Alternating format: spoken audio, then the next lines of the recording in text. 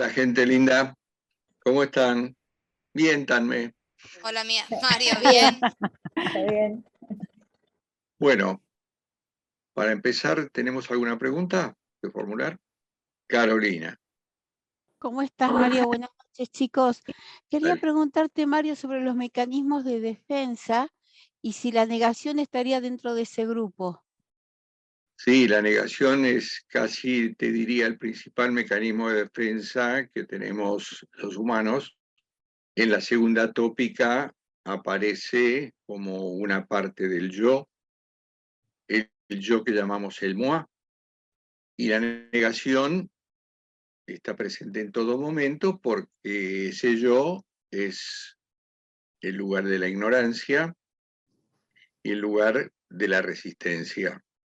De manera que podemos tener algo delante de nuestros ojos y negarlo por las más diversas razones. Les recomiendo que vean la segunda tópica, que está abarcada por 3 instancias: el yo, el superyo y el ello, en donde, como ustedes saben, en el ello están los deseos más profundos y las pulsiones, y en el superyo están los mandatos de las más diversas índoles, tanto los mandatos que podríamos llamar acordes a los valores sociales, como la conciencia moral, el ideal del yo y la autoobservancia, pero también aquellos mandatos que, porque somos sujetos divididos, nos ordenan la ruina, nos ordenan el fracaso, nos ordenan la destrucción del sujeto. Esto no es evidente, es totalmente contraintuitivo, pero esto es así. Nosotros somos lo contrario de la palabra que nos nombra, que es la palabra individuo, que significa individuo no divisible por dos, y sin embargo estamos divididos entre 2 sistemas: el sistema psicológico, conciencia preconsciente, el sistema inconsciente, que es literalmente otro planeta. Estamos habitados por estas 2 instancias, y por ello es que no buscamos solamente el placer y el bienestar, sino todo lo contrario también. Por eso somos autosaboteadores, somos nuestro propio enemigo. A veces, por otro mecanismo de defensa, que es la proyección, adjudicamos nuestros males a los demás, pero en realidad somos una especie de bomba de tiempo que coexiste con esta idea romántica de que somos buenas personas, cuando Freud dijo todo lo contrario. En el fondo somos todos malas personas. Y esto es porque venimos dentro de la neurosis en la que estamos todos nosotros, supongo, hasta que no se demuestre lo contrario, venimos de algo muy próximo en el tiempo, que son las perversiones polimorfas de los niños, en donde no hay límite y donde todo está medianamente reprimido, medianamente, porque fíjense que las perversiones polimorfas en parte se incorporan después a la sexualidad adulta, de alguna manera, y una de estas perversiones, que es la crueldad, es la menos reprimida de todas. Por eso tenemos lo que se llama un fantasma perverso, que es, vamos a decir, el prototipo del mal. Pero claro, este yo está protegido por distintas barreras, o para que uno pueda transcurrir su vida con la mayor tranquilidad posible. Lourdes. Sí, ¿qué tal? Buenas noches, Mario. Retomo un poquito la pregunta que hacía Carolina. Yo leí la palabra preclusión. Porclusión sé lo que significa, pero preclusión supongo que es lacaniana, pero no sé qué significaría. Tiene que ver con la negación, ¿no? No, preclusión es, a ver, vamos a aprovechar para hacer un repaso general. Sí, por ese esquema la verdad es que tengo muchísimas dudas. Son todos temas que no manejo. Está bien.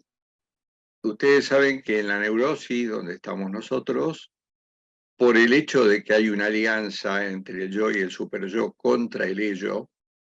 Ese yo, saben ustedes, está definido por Freud como el esclavo de tres amos. El ello, que le pide los deseos más profundos y las pulsiones, el superyo con sus mandatos y el mundo externo con sus exigencias.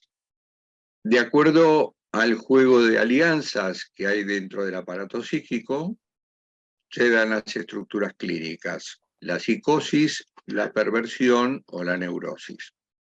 Cuando hablamos de la instalación de la ley que proviene de lo que llamamos la función paterna, que no tiene que ver con el género, sino con aquel que aplica la ley en la crianza de un niño, ya sabemos que la función materna es la encargada de la cuestión del amor y la función paterna de la ley. Entonces, en la neurosis, esa alianza entre el yo y el superyo produce un efecto llamado represión. Entonces, por eso nosotros somos sujetos reprimidos. Y esa represión es inconsciente, lo mismo que los contenidos inconscientes.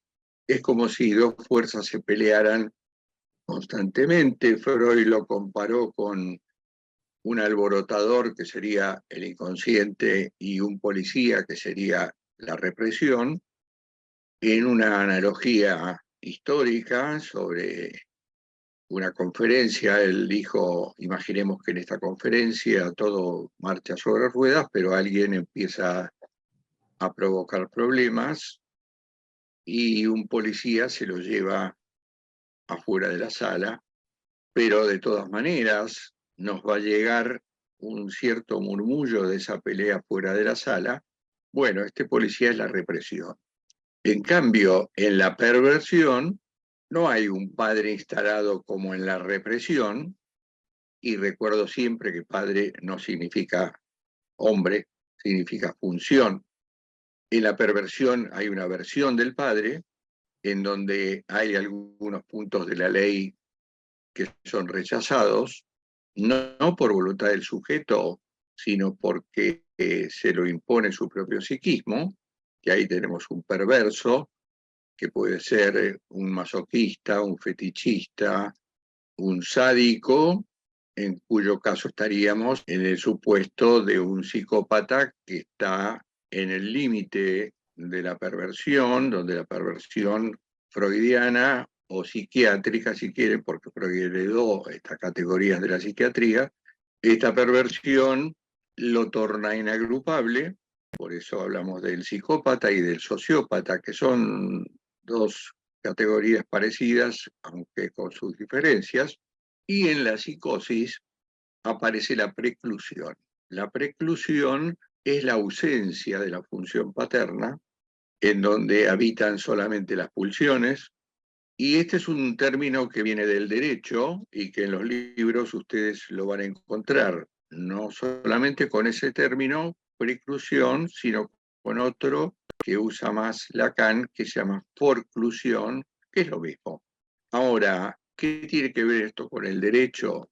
En el derecho, en algún momento hemos hablado de esto, hay una serie de normas por las cuales, por ejemplo, en el marco de un juicio, una de las partes tiene que presentar un escrito en un determinado término, y cuando llega tarde, aunque sea un minuto, ese escrito no puede ser presentado, no ingresa, está precluido.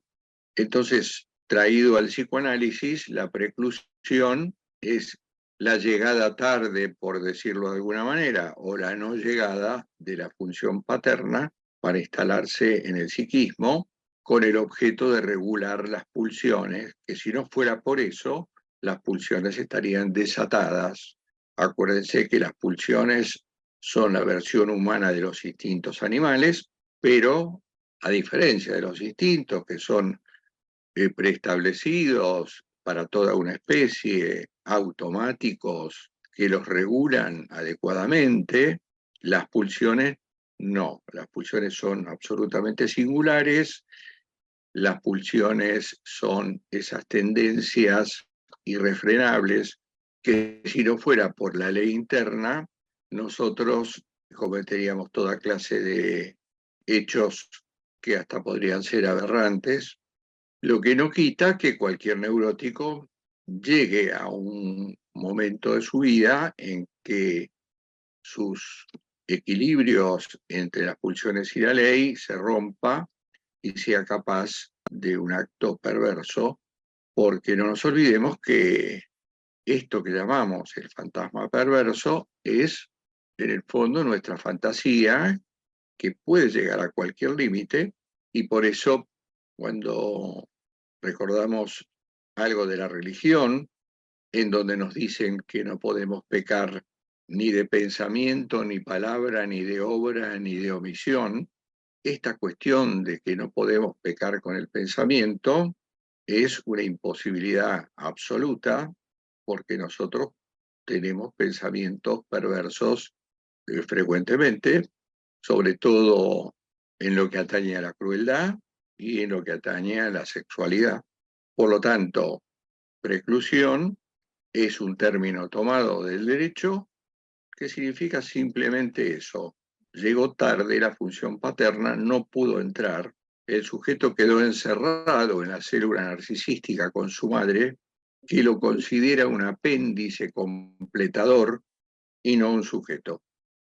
Dalia, tenés la palabra.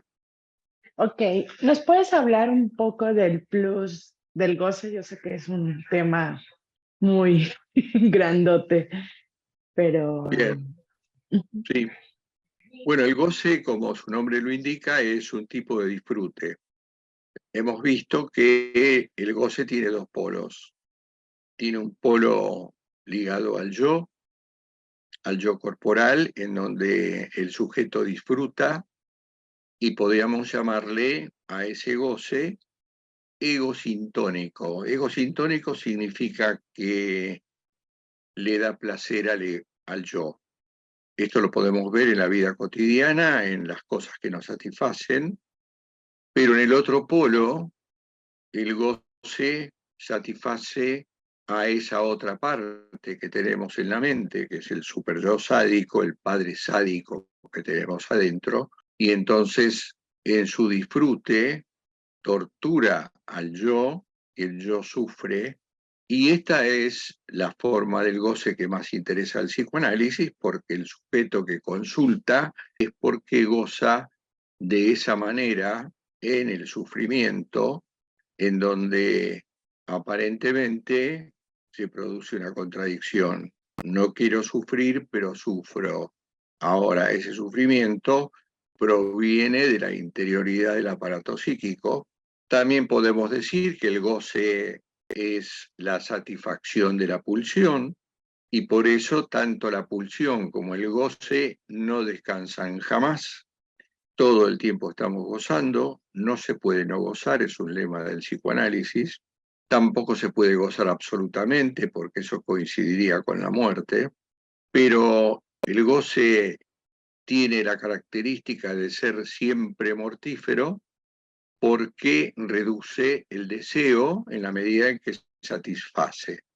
Y podemos imaginar el goce absoluto como la satisfacción completa del deseo, en donde ya no hay más deseo, ni hay cuerpo, ni hay nada. El goce tiene dos componentes necesarias, que son un cuerpo de goce, que es la sede del goce, y tenemos el significante. Para los que están deshabituados de utilizar este nombre, el significante es la palabra, pero por ahí es mucho más que la palabra, porque una palabra puede tener muchos significantes internos. Entonces, esa satisfacción de la pulsión siempre exige un poco más. Y ese poco más es el plus de goce del que vos estás hablando, que es una de las definiciones también de lo que podríamos llamar el objeto A, ese objeto inaccesible, inalcanzable. Es como si dijéramos, bueno, me satisfago con algo, pero siempre va a quedar un resto que yo necesito satisfacer y cuya posibilidad es nula, y creo haberles contado una anécdota de Slavoj Žižek, en donde él arma una escena en donde hay un montón de gente que ha ido a parar al paraíso y que no se conforma con los disfrutes del paraíso y le pide a Dios o a San Pedro, a quien sea, espiar qué pasa en el infierno, cómo es que sufren los del infierno. Y ahí estaría representado ese plus de goce, ¿no? Como que nunca nos alcanza la satisfacción de la pulsión, siempre queremos algo más, un algo más que siempre está en falta. O sea, siempre vamos a querer un poco más imposible de obtener. Entonces, para ponerlo en términos prácticos, nosotros gozamos desde el punto de vista del yo de cosas deliciosas en cualquiera de los espacios en los que actuemos, pero también nosotros gozamos de lo terrible, y esa es la parte del goce que interesa al psicoanálisis. Por ejemplo, podemos gozar de un síntoma. Obviamente que los síntomas por lo general son desagradables, son indeseables, son, para completar el binario de una palabra que dije antes, egosintónico, son egodistónicos, o sea que son nocivos para el yo.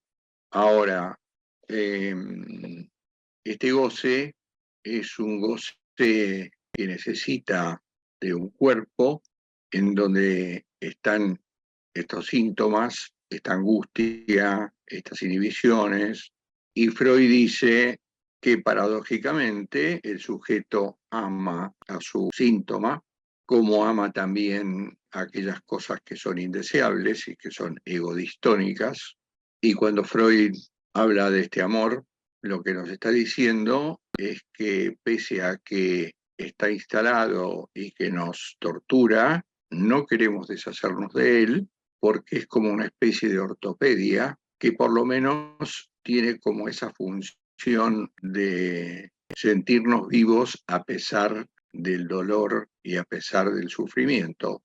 Así como el psicótico ama su delirio, que también suele ser torturante, pero no se puede despegar de él, por lo menos no responde a una cuestión voluntaria. El síntoma, por ejemplo, es un anudamiento en el cuerpo, en la mente o en la conducta, que tiene una componente sexual y una componente semántica, porque el síntoma en su condición de factor de goce ha sido producido por un discurso y, según la teoría psicoanalítica, puede ser disuelto o por lo menos transformar en otra cosa, también a partir de algo semántico, cual es un discurso, una palabra, una frase que lo disuelva, porque fue formado por algo del orden del significante. No nos olvidemos que estamos en la teoría del significante.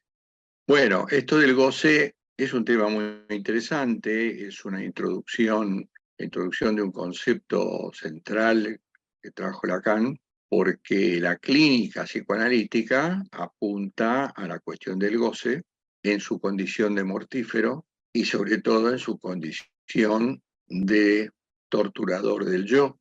Aquel que consulta para una sesión de análisis es porque sufre de algo con lo que ya no puede y necesita de un otro, a través de un dispositivo discursivo como es el dispositivo analítico, en el marco de un tipo de discurso, y no nos olvidemos que el discurso no es solamente lo que se habla, sino también la posición de un sujeto frente a otro, que deriva de la posición del amo y del esclavo, uno frente al otro. Esto en sí mismo es un discurso, es un concepto que trajo Michel Foucault, contemporáneo francés, en donde aparecen los distintos tipos de discursos.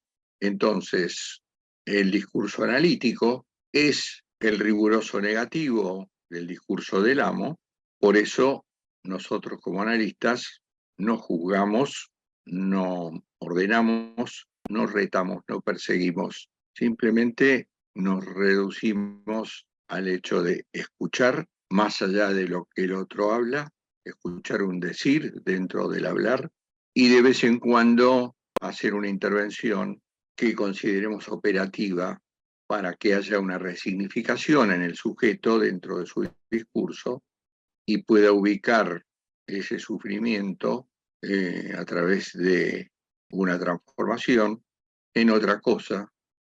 Por eso existen distintos tipos de goces. El goce habitual del que consulta es un goce que no está administrado. Lo nuestro es la intención de que el sujeto pueda administrar sus goces, ya que no se puede no gozar, optando por otro tipo de actividad en donde el goce se transforme en goce productivo. Carolina. Mario, si lo que vos decís es que no se puede no gozar, entonces cuando soñamos, ¿también estamos gozando en el sueño? Claro, nosotros gozamos de muchas cosas. Gozamos, en el caso del dormir, gozamos de lo que soñamos. Cuando alguien te dice no soñé con nada, es que hay demasiada represión, todos soñamos. El soñar es una actividad pulsional que garantiza el descanso del cuerpo porque se anula el polo motor del sistema, pero al quedar activo el polo sensible, nosotros tenemos una producción psíquica, en este caso onírica, soñamos, y ahí hay una prueba de que nosotros, si nos adherimos a esta concepción freudiana de que los sueños son cumplimiento de deseos, y ahí está la prueba de que no siempre soñamos cosas gratificantes, sino todo lo contrario.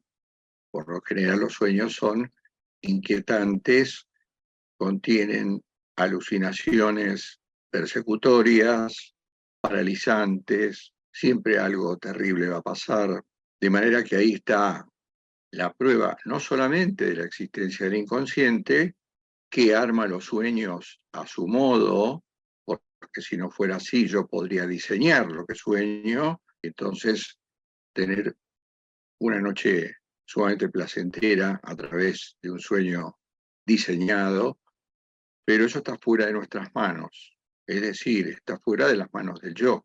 Sucede que los deseos inconscientes, al atravesar la barrera represiva, se transforman y forman ese jeroglífico que es el sueño, que contiene elementos disparatados. Por eso siempre les digo, los sueños son surrealistas, porque el inconsciente es surrealista.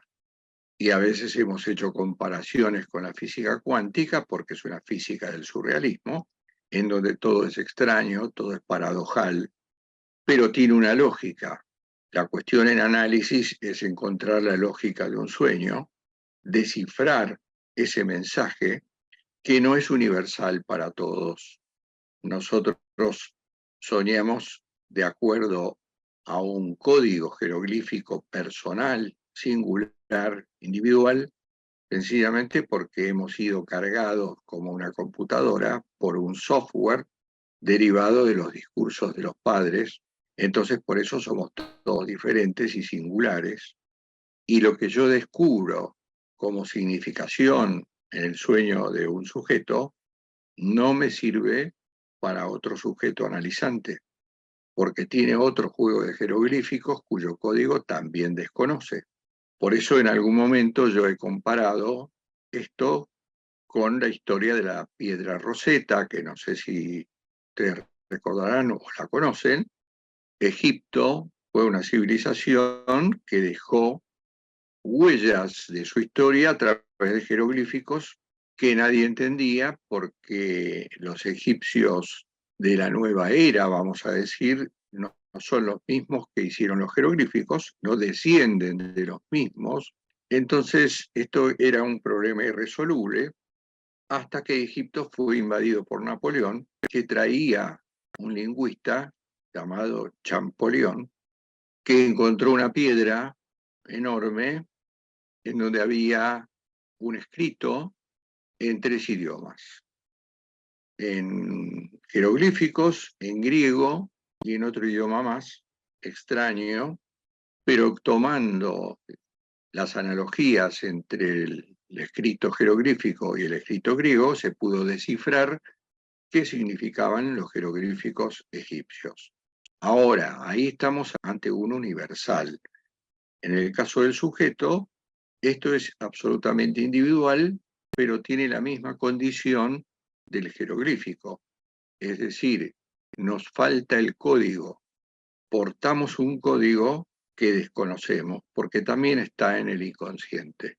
Entonces, el inconsciente se maneja con ese tipo de signos, nos produce en la conciencia un sueño disparatado que no se puede interpretar en su totalidad en la mayoría de los casos, y por eso Freud dice, tomen del sueño, que son figurativos, o sea, que son una categoría mental que tiene la condición de la figurabilidad. Nosotros soñamos en escenas, no soñamos en textos, soñamos en escenas. De vez en cuando aparece un texto, pero en general son escenas que se arman instantáneamente, como funciona el inconsciente, donde no hay tiempo, no hay historia, y por lo general es una escena muy florida, muy llena de detalles, y Freud dijo, tomen cada detalle y propónganle al analizante que asocie libremente con cada detalle como si fuera un hilo de un paracaídas,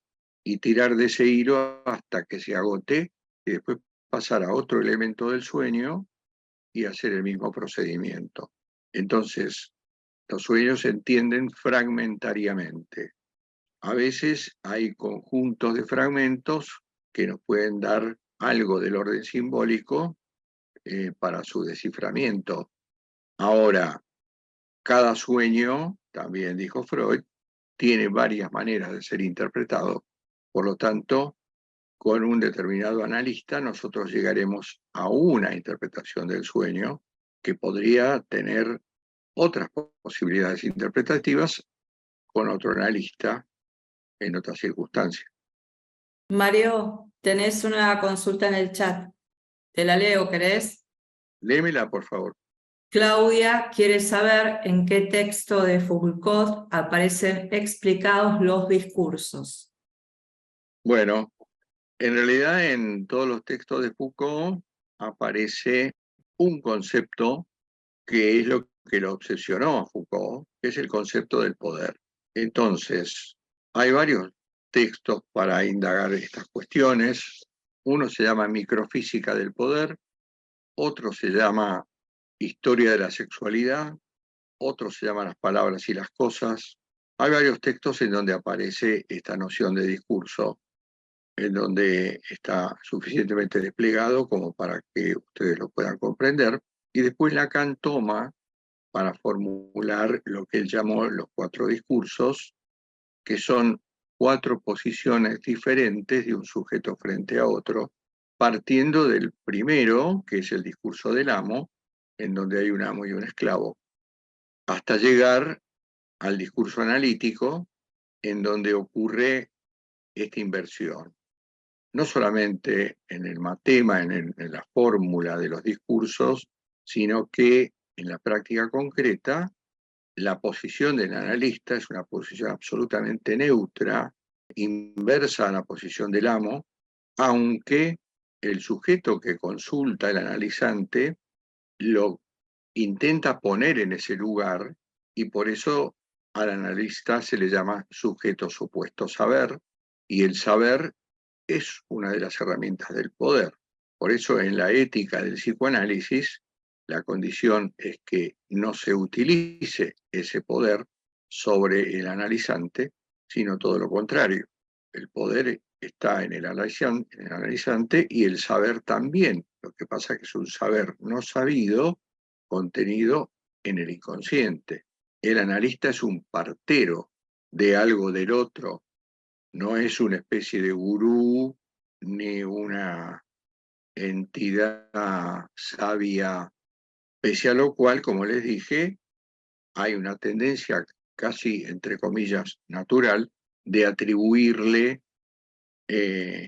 un poder, ya que efectivamente en el encuadre psicoanalítico hay una asimetría en donde uno consulta y el otro es consultado. Gustavo. Profe, cuando dice de fragmentar los sueños para analizarlos y asociar libremente, y que de cada analizante va a ser distinto, esos fragmentos también, la mayoría de las veces van a ser distintos o no, por parte del analista, de Bueno, distintos analistas. Freud hace un esquema que es el esquema del paracaídas, en donde aparecen estos hilos. El consejo freudiano es que uno tome cada uno de estos elementos, porque si nosotros tomamos el sueño en su totalidad, nos vamos a encontrar con esta especie de estado surrealista y no vamos a saber por dónde empezar. Entonces, tenemos la posibilidad de preguntar sobre una partícula del sueño para que el otro asocie libremente y se llegue eventualmente a también una porción de interpretación y de desciframiento. Lo que pasa es que eso se agota y hay que pasar a otro hilo y así sucesivamente. Es posible que después de todas estas operaciones haya un significado general o por lo menos que haya un núcleo con que el sujeto pueda hacer un insight, es decir, un salto cualitativo o un pasaje al registro simbólico. Lo que también dice Freud es que todos esos hilos convergen en un punto inaccesible que se llama el ombligo del sueño, porque también Freud reconoció que en el inconsciente hay algo que él llamó la roca viva, que es impenetrable. Por lo tanto, aunque estemos 200 años analizándonos, siempre va a haber un resto para seguir analizando que en una sesión determinada es inanalizable. Y de ahí surge la idea de que el inconsciente, pese a que la batería significante que tiene cada uno, o sea, esta especie de biblioteca que tenemos todos de significantes, es limitada, los contenidos inconscientes dan la idea de una infinitud, es decir, que siempre va a haber un resto inanalizable que se retomará en la siguiente sesión, así tengamos un tiempo infinito, siempre va a quedar un resto por fuera, que es lo que podríamos llamar algo del orden de lo real, imposible de ser abordado. Romina. Hola Mario, buenas noches. Dos Dale. preguntitas pequeñas. Cuando decías que las personas que dicen que no sueñan es porque tienen una represión importante, ¿esto se puede desarmar en la consulta para verlo reflejado justamente en los sueños? Sí, por eso cuando entramos en un proceso analítico, lo primero que yo espero en estos casos, y que sucede inevitablemente, es ese día en que el paciente o el analizante viene y dice, bueno, ahora me acordé de lo que soñé.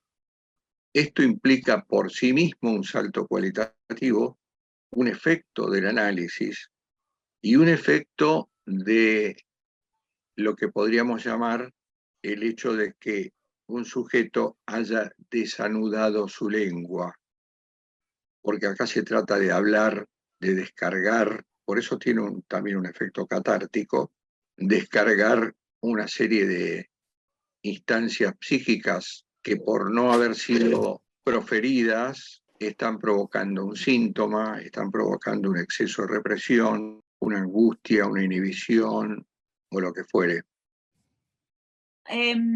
Recién hablaba usted sobre el hecho de emitir palabra, y acá tengo una frase de Lacan que dice que si habla, aunque sea psicótico, está castrado. Si habla, digamos, cualquier palabra o si habla en el análisis, digamos. O sea, ¿es la voluntad de hablar o solamente el hecho de poder emitir palabra que se puede asumir que está castrada la persona?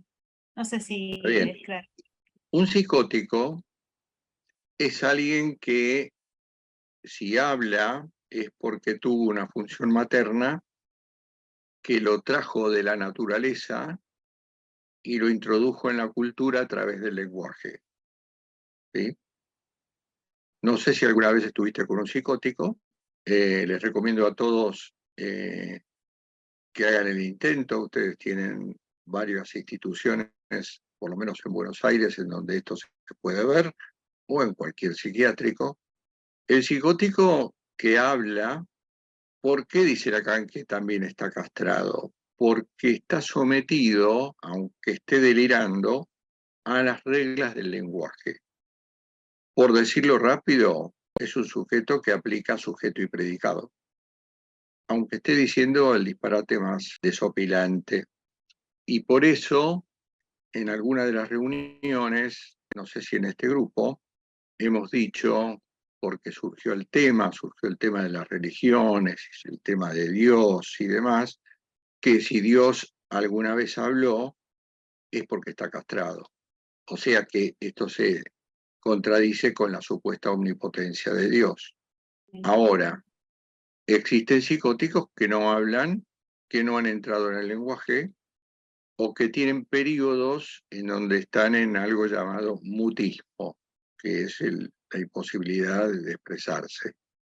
Generalmente, en los tratamientos se logra, si alguna vez habló, se logra que vuelva a hablar, aunque sea delirando, pero no confundir la castración por el hecho de que hablamos con las anécdotas cotidianas por las que transitó el sujeto para haberse convertido en un psicótico.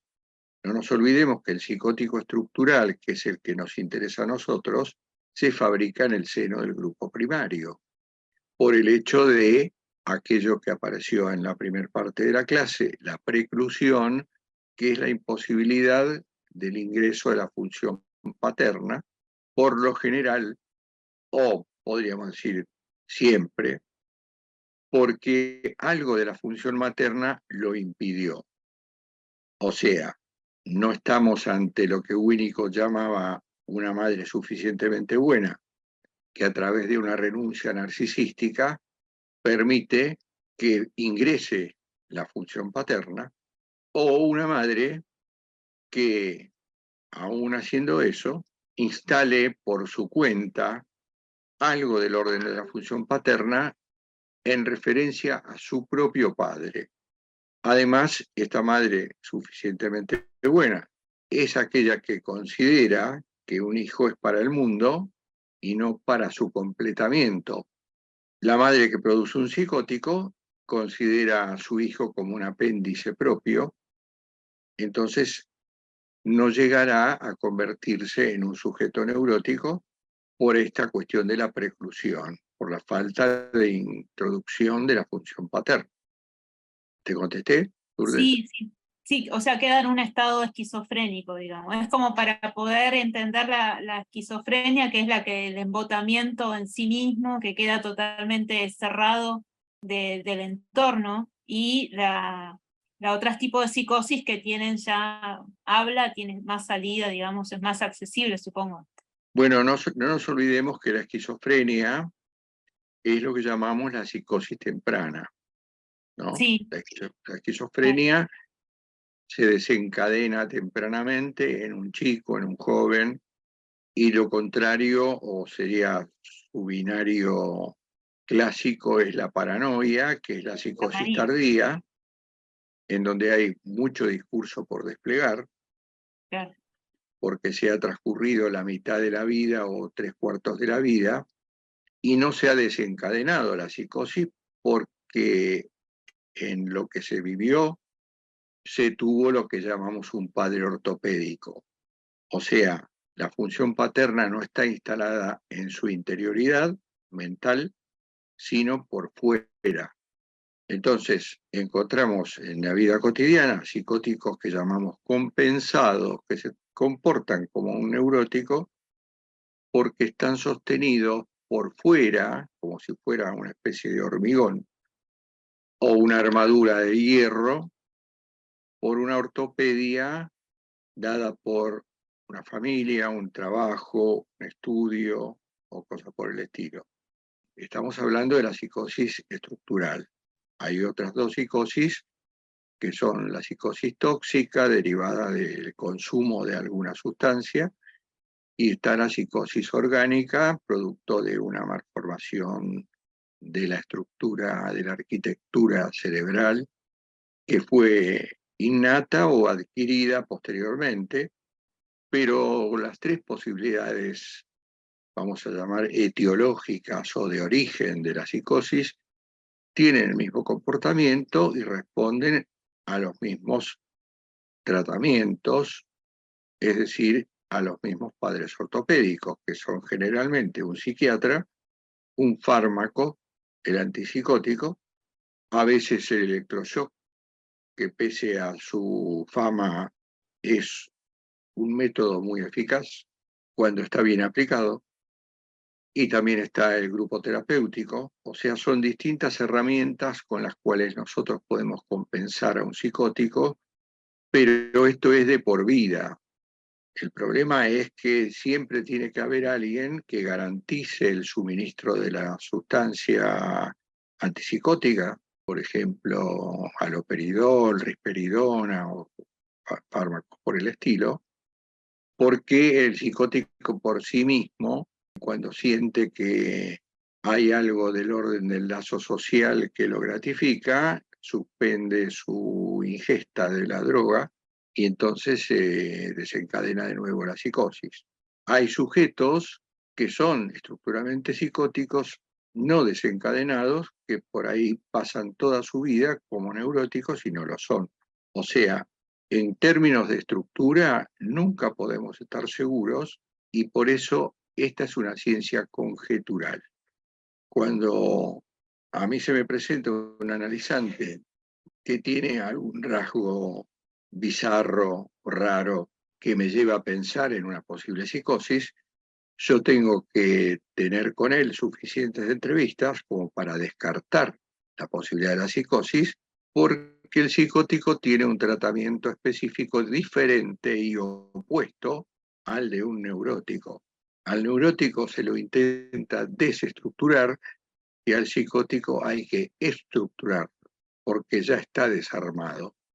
Entonces, nunca le vamos a contradecir un delirio, lo vamos a acompañar en ese delirio, vamos a tratar de morigerar ese delirio a través de nuestras intervenciones y vamos a ocupar una función que, como dijo Lacan, es la de no solamente un padre ortopédico, sino también una especie de secretario que recibe las producciones de los psicóticos, que a veces son muy floridas, y también de testigo de sus comentarios delirantes, siempre tratando de aminorar sus contenidos, pero nunca contradiciendo, ni tampoco recurriendo a metáforas, y mucho menos a chistes, porque el psicótico no los comprende, toma las cosas en forma literal.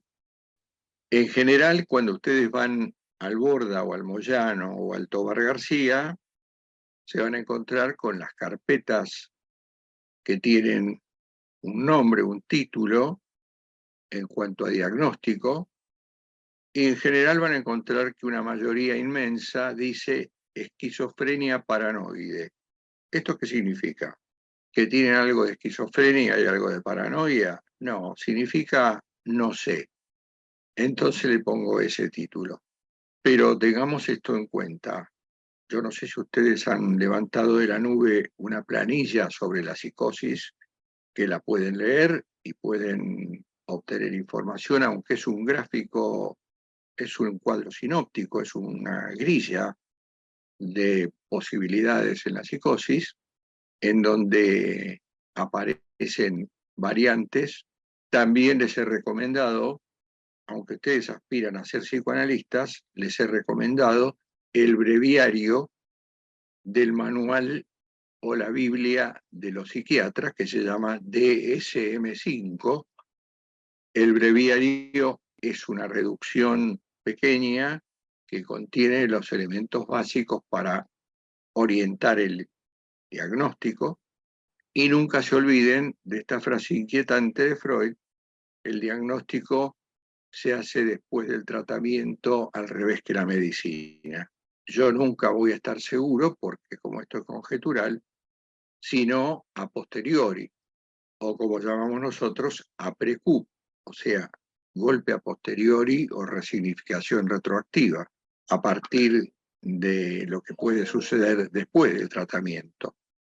O sea que nosotros ahí pisamos un terreno un poco resbaladizo, porque a veces nos dejamos llevar por algunas frases célebres del psicoanálisis, lo cual siempre recomiendo, cuando ustedes estén frente a un analizante, olvídense de todos los autores y de todas las teorías. Estén ahí, en el aquí y ahora, con el sujeto, con su discurso, escuchando con la tercera oreja, en esto que llamamos estar molecular, a ver cómo son los significantes encriptados en el discurso del otro, para poder hacer una intervención, ya sea un señalamiento, una interpretación, una construcción, una pregunta. Bueno, me están indicando que me estoy pasando de tiempo y estoy invadiendo el grupo operativo. Así que, en principio, nos veremos el jueves que viene. Y gracias, Les Chao, Mario. Mario, gracias. Chao, gracias, Mario.